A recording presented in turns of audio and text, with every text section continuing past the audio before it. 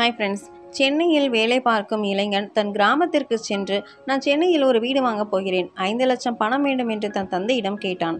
அதற்கு அவர், இன்னும் உனக்கு திருமணமே ஆகவில்லை, அதற்குள் என்ன அவசரம் என்றார்.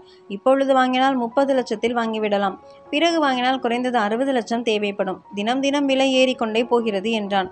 யோசித்த அப்பா, சரியான முடிவுதான். ஆனால் நான் ஒரு விவசாயி, உன்னை படிக்க வைக்க வாங்கிய கடனை உன் சம்பளத்தில் தான் அடைக்க ஆரம்பித்து இருக்கின்றோம், திடீரென்று 5 லட்சம் கேட்டால் எப்படி என்றார்.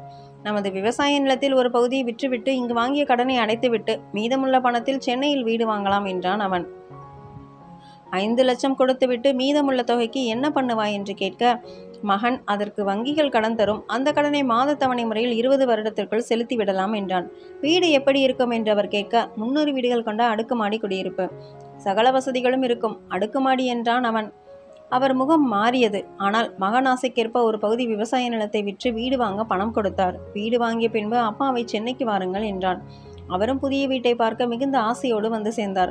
ஒவ்வொரு வீட்டிற்கும் நல்ல இடைவெளி விட்டே பார்த்து பழகிய மனிதர் இப்படி ஒரு வீட்டை பார்த்து அசந்து நின்றார். உள்ளே சென்று 900 சதுரடி அளவுள்ள வீட்டை பார்த்து, இதை வாங்கவா நமக்கு சோறு போட்ட நிலத்தை விற்க சொன்னாய் என்றார். இது எல்லாம் உங்களுக்கு புரியாது, இங்கே அப்படித்தான், என்னோட லைஃப் சென்னையில் தான், இனிமேல் நம்ம ஊருக்கு விசேஷத்துக்கு மட்டும்தான் வரப்போறேன், இங்கே தனி வீடு எல்லாம் வாங்க முடியாது, அதுக்கு கோடிக்கணக்கில் பணம் வேண்டும், பேசாம தூங்குங்க, வந்தது அசதியா இருக்கும் என்றான். மனம் கேட்காமல் மனதில் வருத்தத்துடன் அவரும் அன்று உறங்கிவிட்டார். மாலை வேளை வீட்டை விட்டு வெளியே வந்தார். மற்ற வீடுகள் அனைத்தும் பூட்டப்பட்டு இருந்தன. கீழே இறங்கி வந்தவர் சில பெற்றோர்கள் தங்கள் சிறு குழந்தைகளை பூங்காவில் விளையாட வைத்துக் கொண்டிருந்ததை பார்த்தார். அவருக்கு மனதில் ஒரு சந்தோஷம். அதை பார்த்தபடி நின்று கொண்டிருந்தார். பக்கத்தில் வந்த செக்யூரிட்டி, ஐயா, நீங்க சரவணன் சார் அப்பாவா என்றான். ஆமாம் என்றார். சார் சொல்லிட்டு தான் போனாரு, வாங்க சார் டீ சாப்பிடலாம் என்றான். சரி என்று நகரும்போது, ஏனப்பா இங்கே யாரும் ஒருத்தருக்கு ஒருத்தர் பேசிக்கொள்ள மாட்டார்களா? எல்லா வீடும் பூட்டி இருக்கு, சில வீடுகளின் கதவு அடைத்து இருக்கு, அது எல்லாம் அப்படித்தான் ஐயா, எல்லோருக்கும் நிறைய வேலை, காலையில் ஆரம்பித்து நைட்டு வரைக்கும். பல வீட்டில் கணவன் மனைவி 2 பேரும் வேலைக்கு போகிறாங்க. அவங்க சின்ன பசங்களை பக்கத்தில் இருக்கிற ஹோமில் விட்டுருவாங்க. நைட்டில் யார் முதல்ல வராங்களோ அவங்க கூட்டிகிட்டு வருவாங்க. பெத்த பிள்ளைய யார்கிட்டையோ விட்டு விட்டு போவார்கள். ஏன் அவங்க அப்பா அம்மா எல்லாம் இங்கே வந்து உடன் தங்கியிருக்க மாட்டார்களா? அதுவா, இவங்க இருக்கிற பிஸியில் பெற்றவங்களை பார்த்துக்கொள்ள முடியுமா?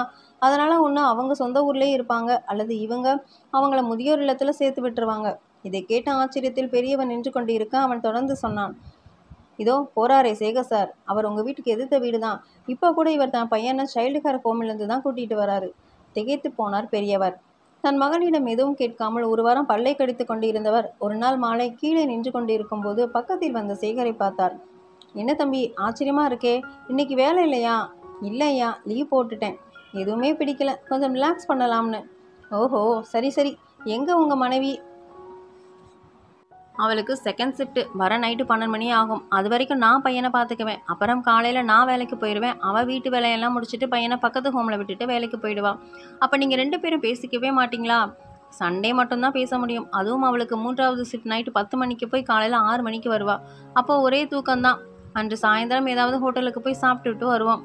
எதற்கு தம்பி இப்படி கஷ்டப்படணும்? அப்படி இருந்தால் தான் இங்கே வாழ முடியும், அவன் முத்தாய்ப்பா இதை சொன்னான். அதற்கு அந்த பெரியவர், நீங்கள் சொல்கிறது தப்பு, இப்படி இருந்தால் தான் வசதியாக வாழ முடியும் அப்படின்னு சொல்லுங்க என்றார். அதை கேட்டவுடன் அவனுக்கு செவிட்டில் அறைந்தது போல இருந்தது. அடுத்த நாள் தன் மகனிடம், நான் ஊருக்கு போகிறேன் என்றார் பெரியவர். என்னப்பா இவ்வளோ அவசரம் என்று கேட்டவனுக்கு அவர் பதில் உரைத்தார். ஒன்றுமில்ல, படித்தா நல்லா இருக்கலாம் என்ற எண்ணத்தில் தான் கடன் வாங்கி உன்னை படிக்க வச்சேன், ஆனால் நீ இன்னும் உன் வாழ்க்கையே ஆரம்பிக்கல, அதுக்குள்ளேயே அடுத்த 20 வருஷத்துக்கு கடங்காரன் ஆயிட்டியே, இனிமே உனக்கு கல்யாணம் பண்ண, அவளுக்கு அப்புறம் உன் குழந்தைக்கும் சேர்த்து உன் மனைவியும் வேலைக்கு போகணும், கடைசியாக படிப்பு உன்னை ஒரு கடங்காரனை தான் ஆக்கும். இது தெரிந்திருந்தால் உன்னை நான் படிக்க வச்சிருக்க மாட்டேன். விவசாயம் செஞ்சாலும் நான் யார்கிட்டையும் உன் படிப்பை தவிர வேறு எதற்கும் கடன் வாங்கலை.